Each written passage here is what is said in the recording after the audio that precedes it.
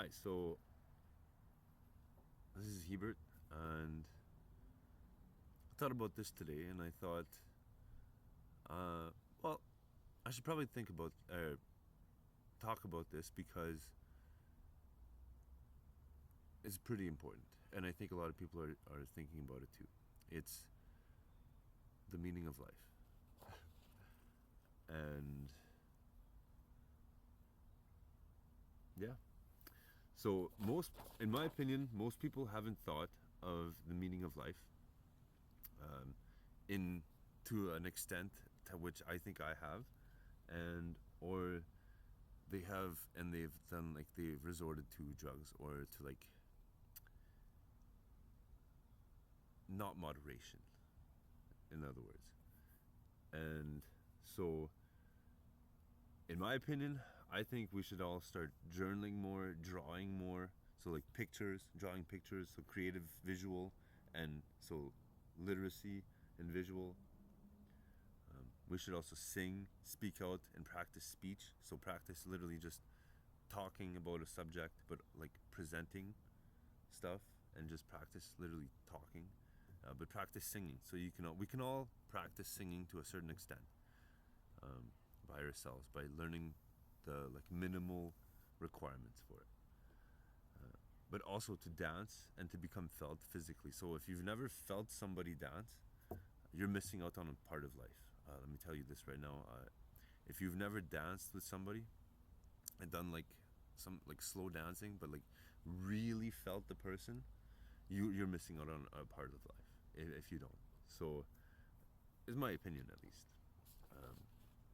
Just at least try to feel somebody walk, like feel their hips or something. It's pretty cool. So yeah, in my opinion, there's no mission. We're not here, like, we weren't sent here by aliens. I don't think so at all. I think that we're just a part of a giant or a greater evolution, like the expansion of the universe or the universes. So, like, just literally just gradual expansion.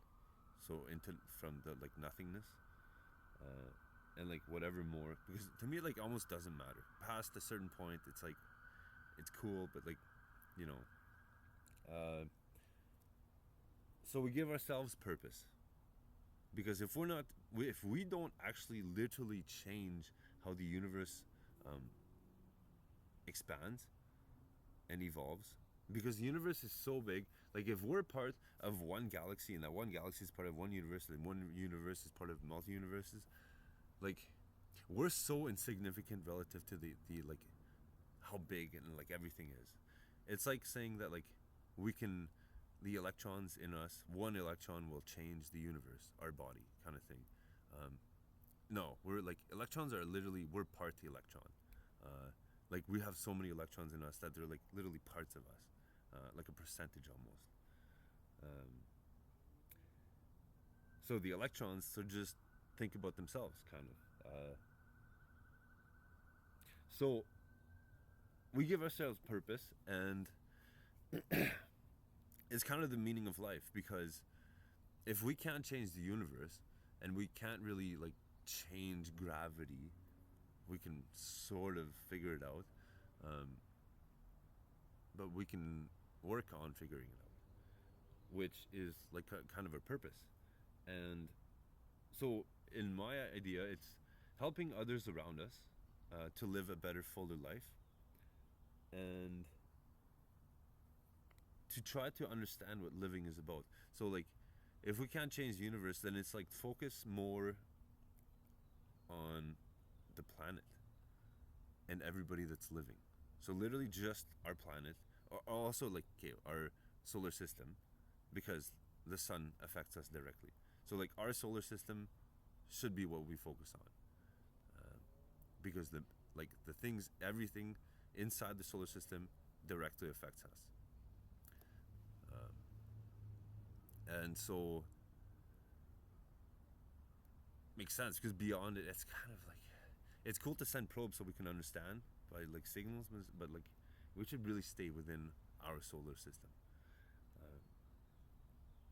And so since we're not here to advance to a greater evolution of the galaxy or the universe, um, the point of life and living is then to make our experience as good as it can be for us and the next generation. Okay? Um, so to advance civilization and technologies constantly, and I say through body and spirit,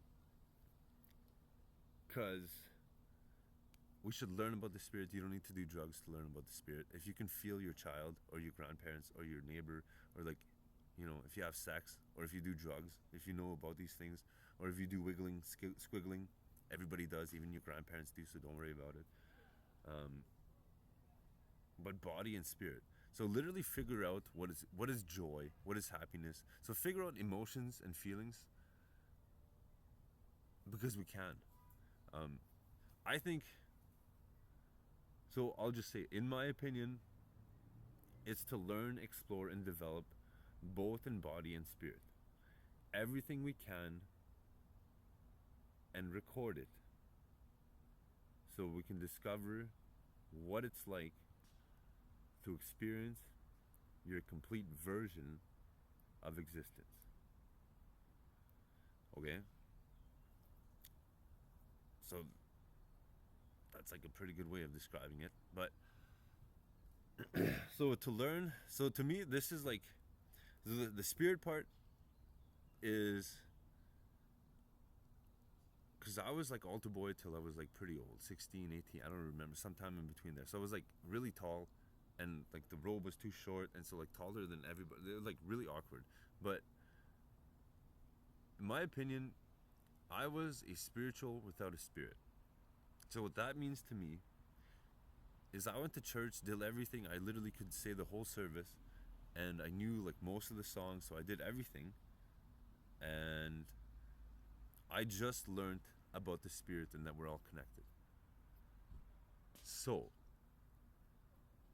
to me, it's not a religious thing, because that's theology. And to me, it's more literally just living connected. So to my theory thing is, if we do these 5 things together, which is feeling in body and spirit.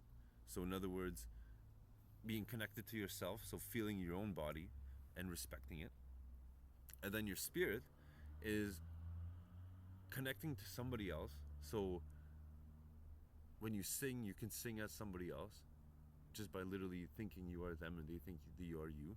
So like, it has a lot to do with dreaming, which dreaming, you can't dream alone or anything of the sort. So dreaming is actually a connection between 2 people, so like your family or whatever else, whoever else it is, and there's 2 people connecting or more, and you dream about the same thing.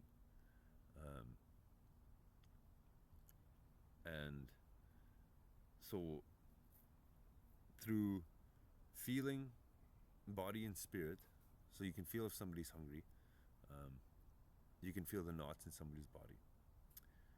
So these are body and spirit for feeling. Through this way, we're connected. And then through literacy, which is either writing, so journaling, or journaling through pictures. So the ability to read expressions and emotions and feelings through visual means. So words, numbers, I guess, emojis, a painting. So those are all, you put it on either 2-dimensional or 3-dimensional, but it's usually on like a page or something, and it's writing, but it's expressing these things through literal ways. And then the second step is audible. So expressing in audible ways your emotions. So you can read part 1, but you can also express out loud what a painting tells you. You can also sing an emotion. You can also practice speech, so confidence and stuff like that. So that's like the audible version.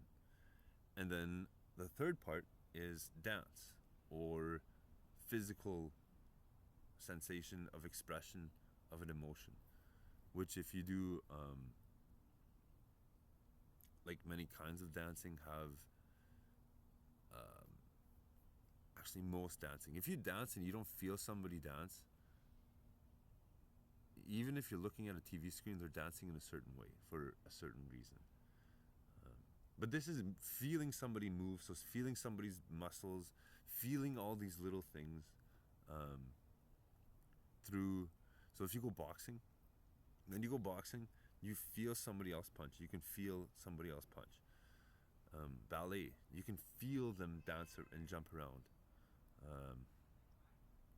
When you wiggle and squiggle, it's literally dancing with the spirit.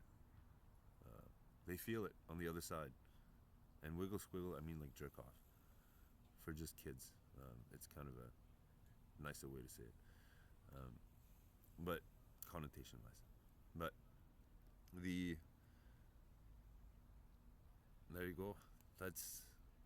So the cycle goes from feeling, connecting, expressing, so through literal, audible, and physical means, and then either experiencing it, so somebody performs and then you look at them or you feel them and then you start again. So like you feel them and then you either become inspired or something like that, and then you write something, or you go through the cycle again. So you can do this several times a day, or you can do this in a week, or you can do this once and then take like a week to write something about it, or longer.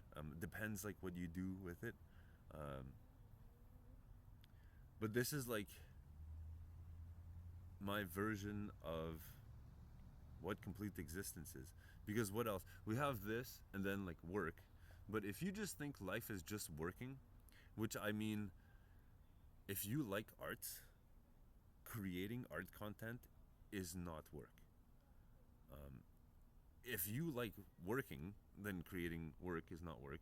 But if you hate your job and then you go home and you just hate everything because you hate your job, you're not happy. You're not. If you're feeling, you're not connecting, and if you're not connecting, you're not expressing.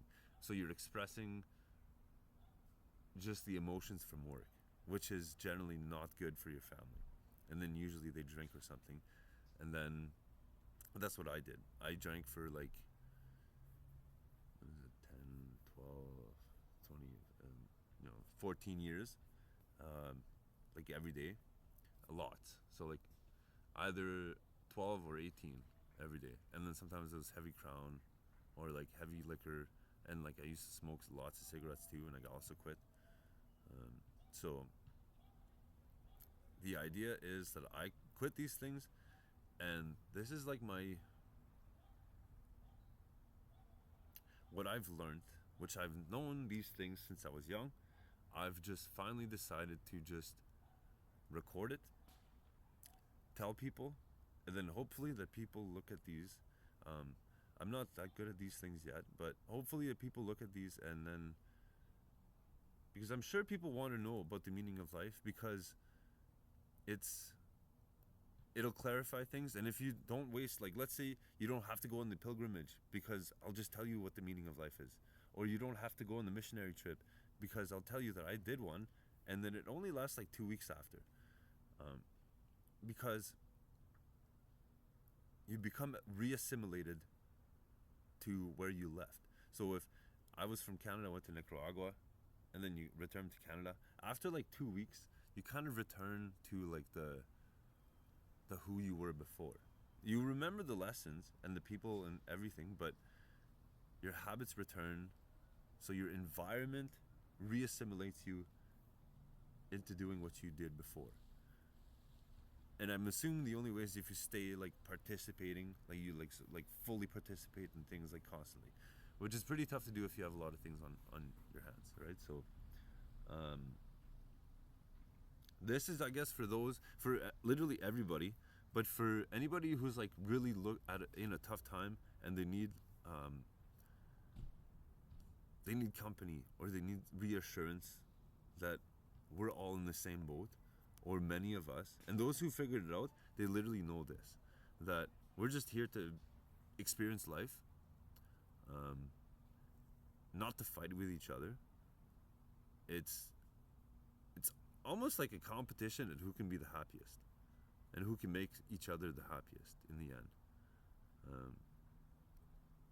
Because it's just, yeah, whoever can, because we're all, the more people somebody makes happy,